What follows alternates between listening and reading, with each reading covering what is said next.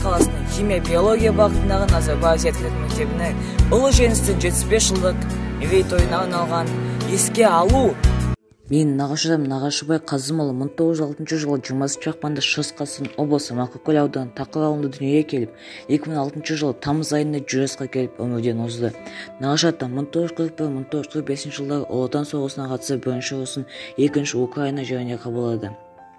Содан соң Архангельск, Калининград, Сталинград, Сібір жерлерін босату ұрыстарына қатысты. Атам бірінші дәрежелі Отан соғысының орденімен, жауынгерлік қызмет үшін әртүрлі наградалармен және тағы көптеген мерейтой медальдармен марапатталды.